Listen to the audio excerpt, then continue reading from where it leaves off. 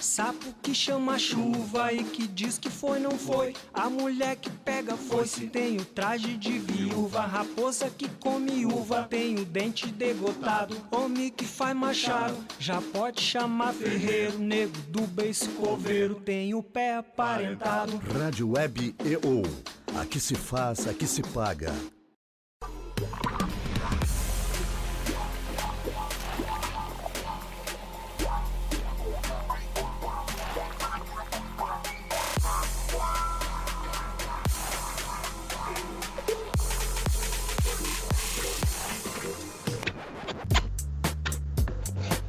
Olá, bom dia! Eu sou Patrícia Lupuente e começa agora o Tendências Comunicação e Notícias com apoio da agência WTAG, Resultados Reais Digital First, e também do Grupo Maven, sua fonte de conteúdo digital e privacidade de dados. Daqui a pouco tem novidades aqui sobre Instagram e também Facebook, Google. Mas antes tem bate-papo sobre um tema que já saiu em algumas das nossas revistas lá de coletiva.net. Bom, cá entre nós já é para lá de difícil identificar uma fake news. Então, imagina o quão complicado é para descobrir se aquela foto que causa indignação ou comoção é de fato verdadeira. Ou então, se representa o real contexto quando são fotografias reais, mas trazem informações falsas. O avanço dos programas de manipulação de imagens dificulta e muito validar o ditado popular que diz: uma imagem vale mais do que 1000 palavras. Bom, a temática de hoje, como já deu para perceber, é sobre fake news no fotojornalismo. E para esclarecer algumas dúvidas sobre o assunto, quem está na linha comigo é o fotojornalista, professor e head na Brasa Conteúdo, Emanuel Denaui. Olá, Emanuel, bom dia! Bom dia, tudo bem, Patrícia? Tudo bem? Bom dia a todos. Tudo certo, bem-vindo ao programa. Obrigado pelo convite, obrigado a todos aí. Às vezes, quando consigo acompanhar, é sempre muito produtivo, muito interessante o programa. Obrigado mesmo. Ah, tá certo, então. Bom, para começar a nossa conversa, então, eu vou te pedir para resumir um pouco da tua trajetória profissional antes da gente entrar de fato na temática de hoje. Bom, eu sou jornalista formado, né, no IPA com gestão de comunicação, né? Estou agora tentando concluir o mestrado. Acho que devido às circunstâncias atuais a gente vai ter um pouquinho de atraso na questão, mas em princípio trabalho como fotógrafo há quase 10 anos, né, no mercado, hoje atuando mais na parte corporativa e publicitária, mas com a veia do fotojornalismo sempre presente, sempre atendendo agências e a conteúdos quando necessário, né.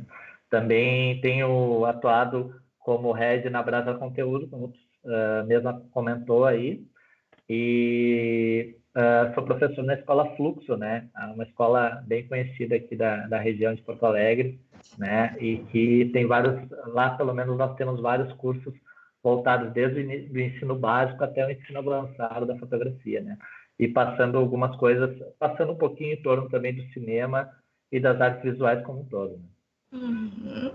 Bom, então vamos para o nosso assunto de hoje. O termo fake news já faz parte do vocabulário da sociedade no geral. Mas isso normalmente diz respeito a textos que se passam por notícias verdadeiras. Mas e no fotojornalismo, como é que isso pode acontecer? Olha, isso pode acontecer de diversas maneiras, né? Eu acho que a principal maneira que tem sido aplicado a fake news como uma imagem, né, que vai gerar uma polêmica e que vai ser compartilhada, é quando ela é desvirtuada do contexto que ela está.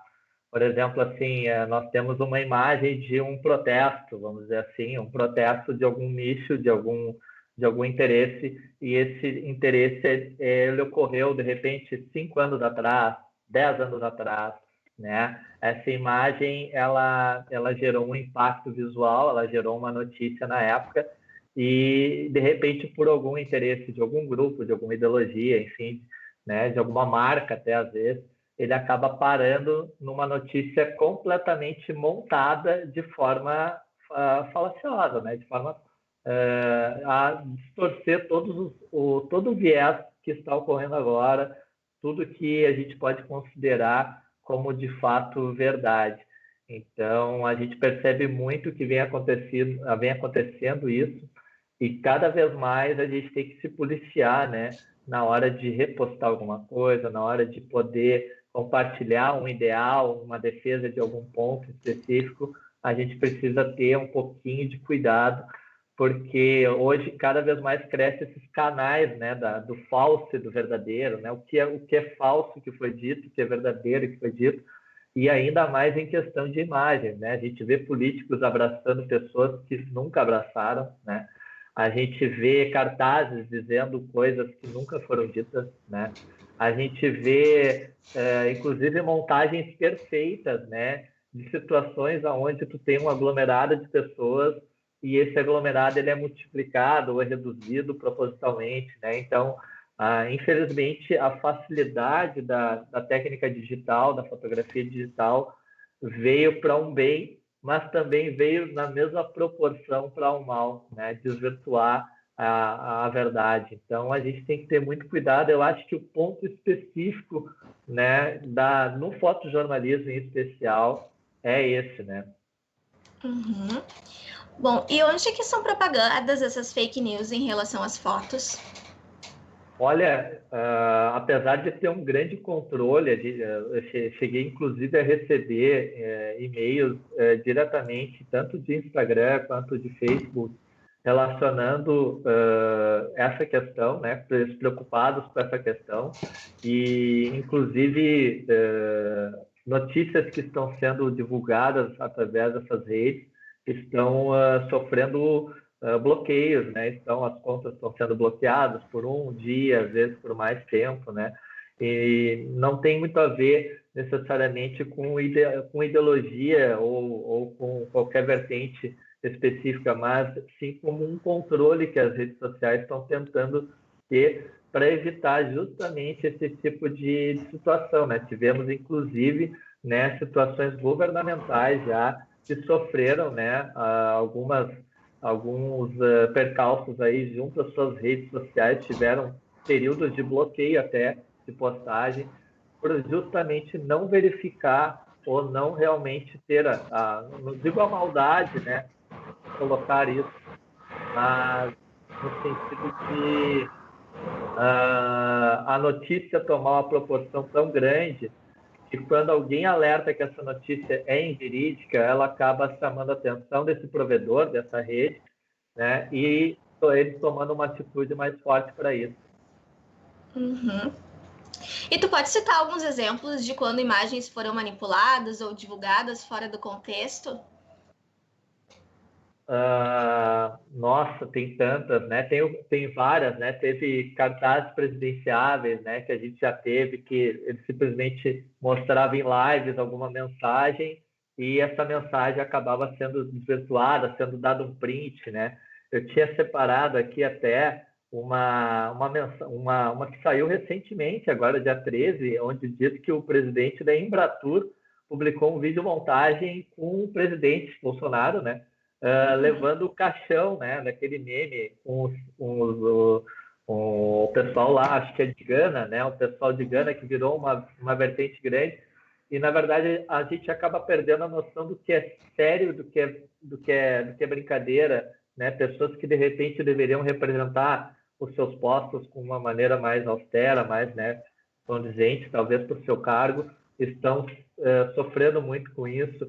Teve também, eu não sei se eu separei aqui também uma outra montagem, que na verdade assinaram o material do grupo do G1, como se fosse uma notícia do G1 publicada com endereço de notícia do G1, com o repórter da Folha de São Paulo assinando pela G1. Nossa. E uma foto antiga de mais ou menos 2010, né? 2010, 2013, né, quando teve alguns movimentos em relação ao transporte público e tudo mais, essa também foi uma notícia que reverberou recentemente, que acabou virando aí um grande problema, vamos dizer assim, né, para as pessoas, porque elas acabam compartilhando e isso acaba gerando uma discussão, brigas, distorções tais que a gente acaba muito preocupado. Eu, pelo menos, fico muito preocupado em compartilhar o que for agora, sem realmente tentar verificar. Eu já caí em fake news, eu acho que muitos jornalistas também já caíram, mas está cada vez mais difícil a gente conseguir encontrar esse ponto, né, da verdade e da seriedade da notícia, né? Uhum. Bom, falando então em precaução, como é que uma empresa jornalística pode se precaver de cometer esse tipo de erro, visto que muitas imagens são de agências, por exemplo?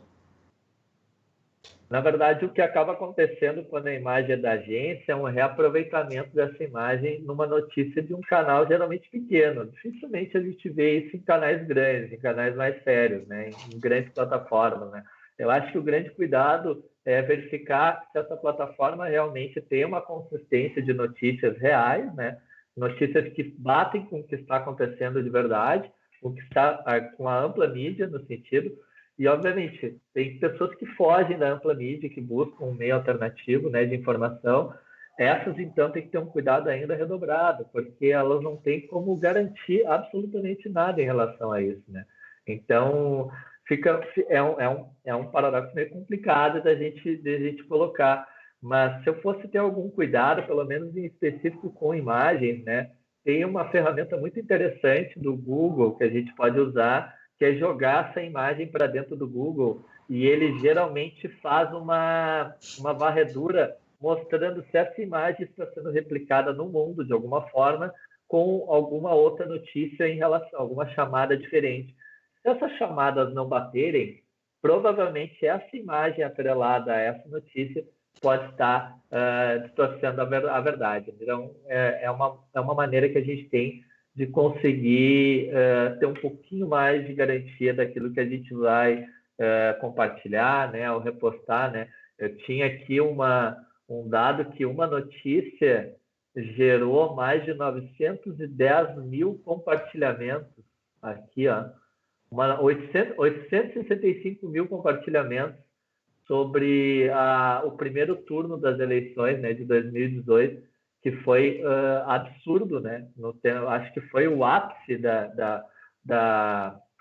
do estresse de informações, né? E de cuidado que a gente tinha que ter com essas informações, né? Por mais que algumas coisas parecessem absurdas, elas eram verdadeiras, e por mais que elas parecessem reais, elas eram falsas. Então a gente tinha que ter muito cuidado mesmo. Eu acho que um cuidado com a imagem em específico pode ser feito através dessa dica do Google, com certeza. Falando agora do profissional que retrata estes momentos, como protestos, por exemplo, quais são os cuidados que os fotojornalistas devem ter?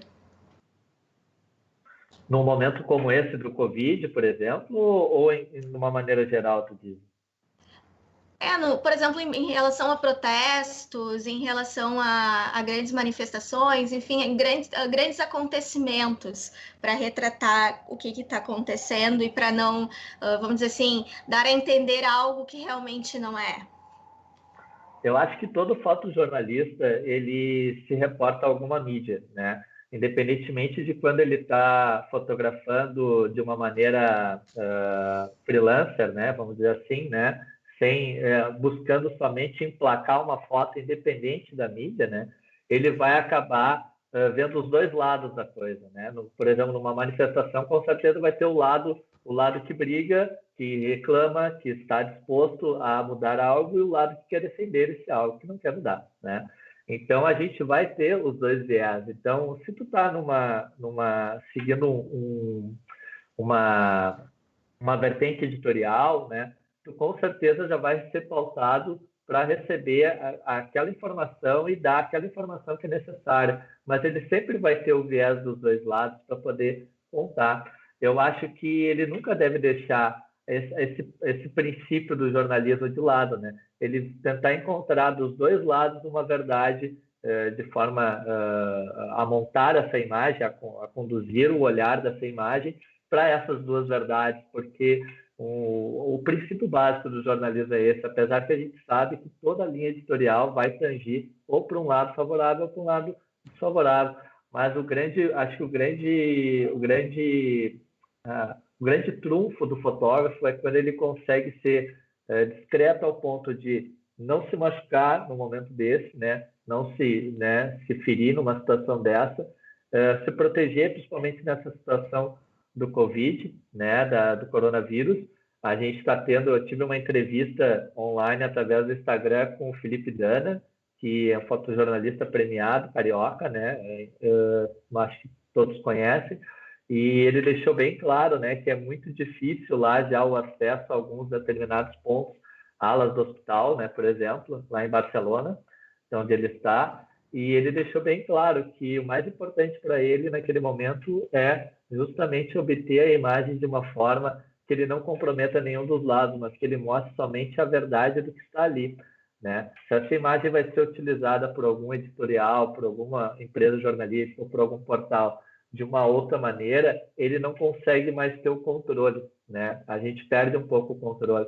Então, eu acho que o jornalista, ou fotojornalista, no caso, se mantendo nessa linha e conseguindo, né, trazer a verdade o máximo possível, sem que ele tangencie para um lado ou para outro, aí sim ele atingiu o objetivo dele, aí sim ele está cumprindo, acho que com a premissa, com as promessas que a gente faz quando a gente ganha o canudo, né?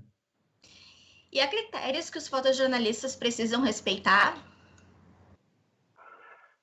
Eu acho que algumas situações pedem um pouco mais de cuidado, né? De cuidado, de respeito. Eu acho que o primordial é pensar que tem que respeitar aquela pessoa que está ali nessa situação, né? Seja numa cobertura como da Boate Kiss, seja numa cobertura dentro de uma UTI, né? Onde vai estar, de repente, alguém numa situação muito complicada, né? Eu me recordo recentemente nem tanto, mas algum tempo atrás tinha tido uma explosão, acho que em Guaíba, e um senhor tinha sofrido queimaduras, acho que 90 e poucos % do corpo dele, e eu fui pautado para fazer a foto com essa família e tudo mais.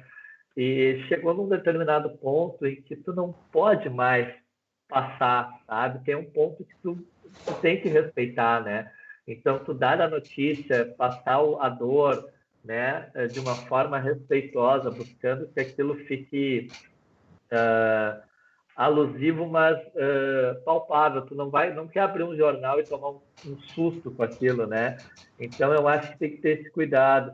E sempre procurar através do olhar das pessoas. Eu acho que o olhar das pessoas diz muito se elas estão dispostas ou não àquilo, né? Se elas de fato querem ou não realmente se expor àquilo, né?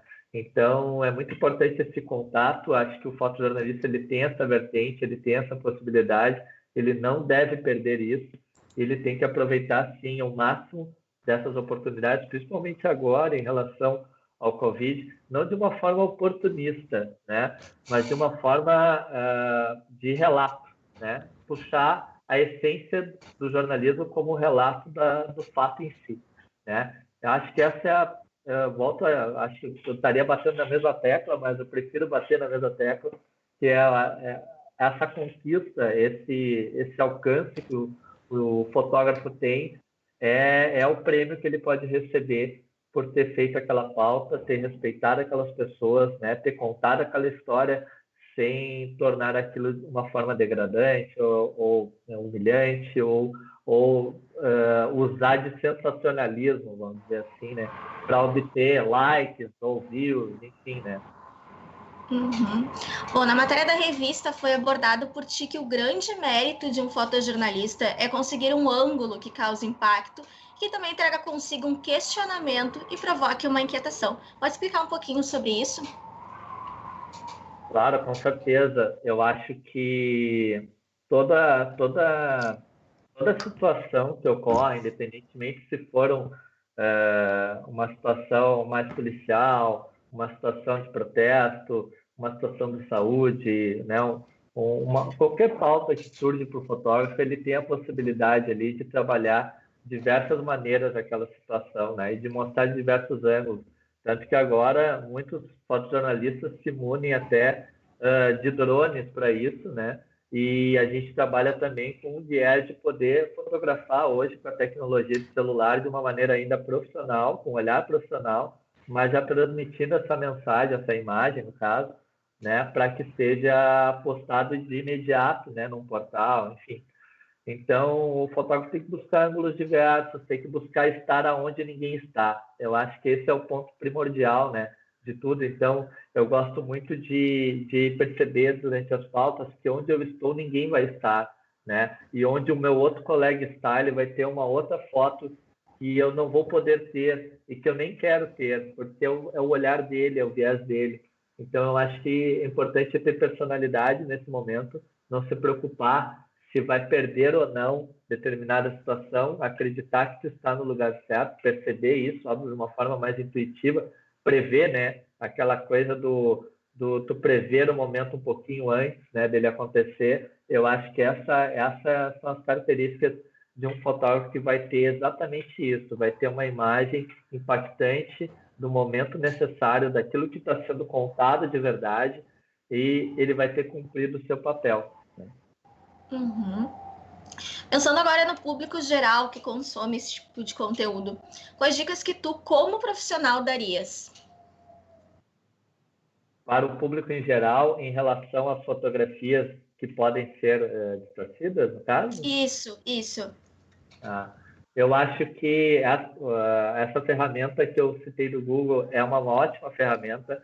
Perceber também essa imagem através, sair um pouco do celular, né? Principalmente se houver interesse no assunto, tentar olhar essa imagem de uma maneira mais ampla, né? Para poder perceber se houve algum tipo de alteração, de duplicação, de recorte, porque geralmente esse tipo de trabalho ele não busca uma edição, um tratamento, no caso, primoroso, né? Ele está ali justamente para gerar o frisson, gerar um impacto imediato e se perder rapidamente, né? Então, a intenção dele é justamente alcançar o máximo possível de pessoas que talvez só vão ler uma chamada e olhar aquela imagem e não vão adentrar no assunto, não vão se aprofundar, não vão buscar um dado numa base oficial, né?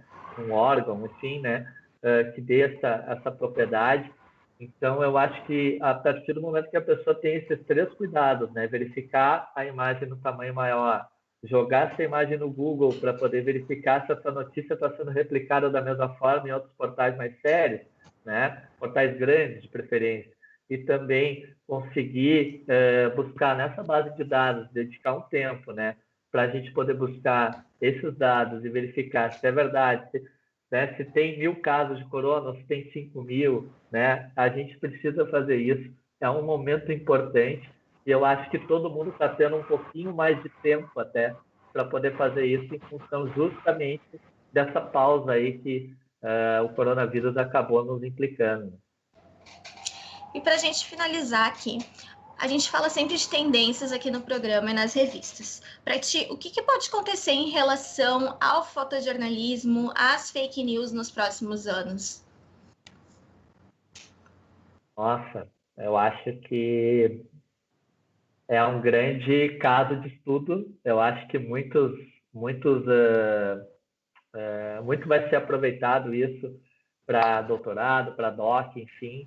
A gente não tem a real noção do que vai impactar, né? Essa é a verdade. A gente tem uma intuição, a gente tem um achismo, né? Quem diz que isso vai ser assim, um assado, eu acho que é ousado. Eu não gostaria de ser uma pessoa assim, porque eu acho que é um momento muito delicado ainda, de muitas informações ambíguas, né, que não se conectam, e que o pouco que a gente sabe, a gente consegue adaptar na nossa vida de uma forma ainda muito rasa, né?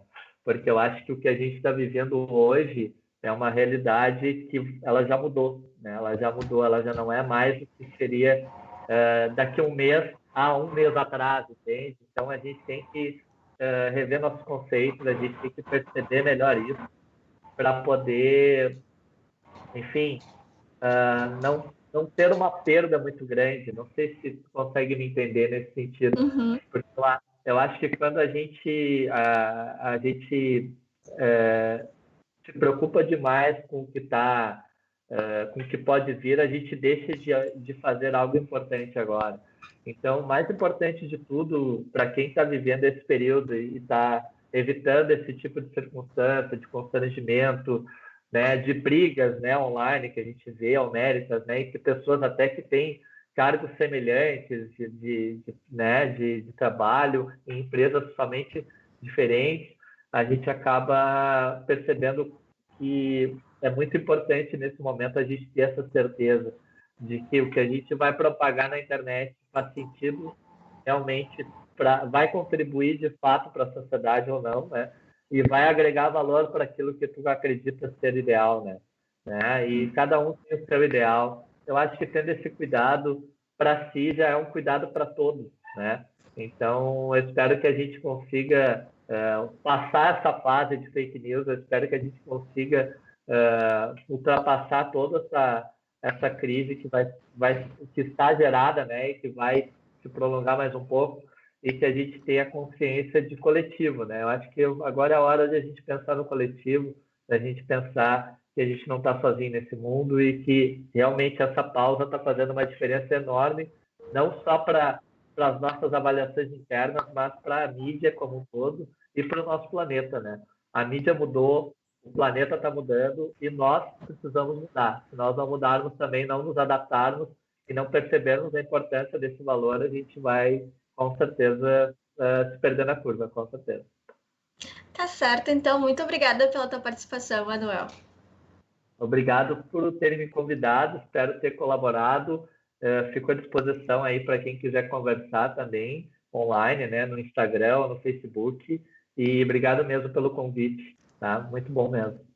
Então tá, tchauzinho. Bom trabalho aí, obrigado. Obrigada. Bom, gente, toda essa conversa, né, com mais informações, pesquisas e outros especialistas, vocês podem conferir nas páginas da Tendências Comunicação 2019.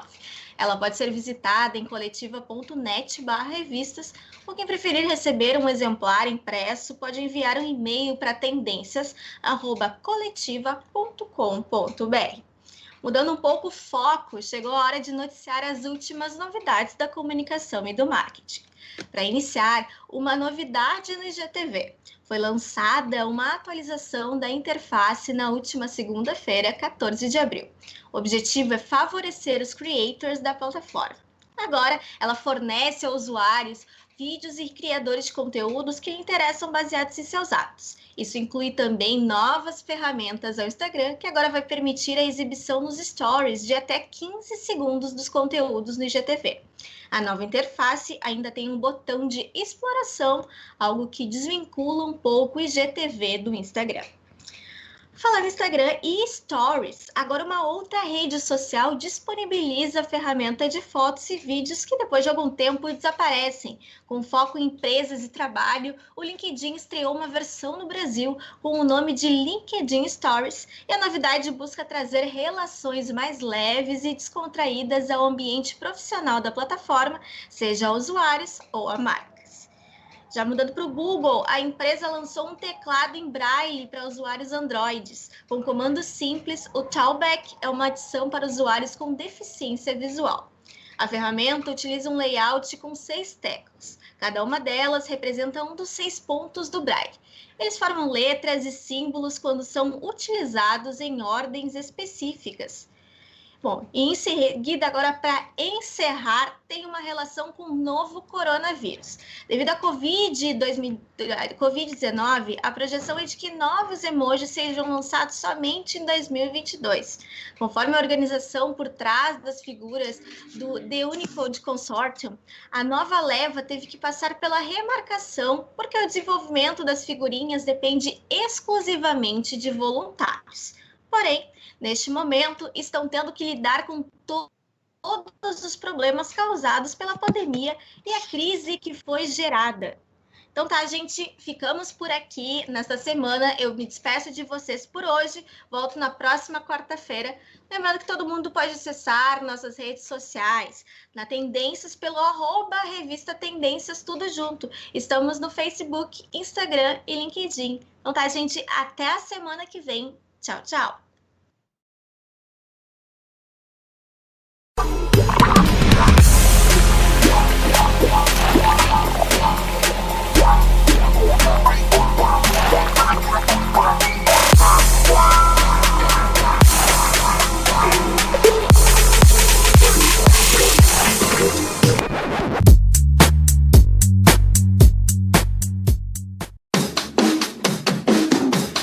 oh,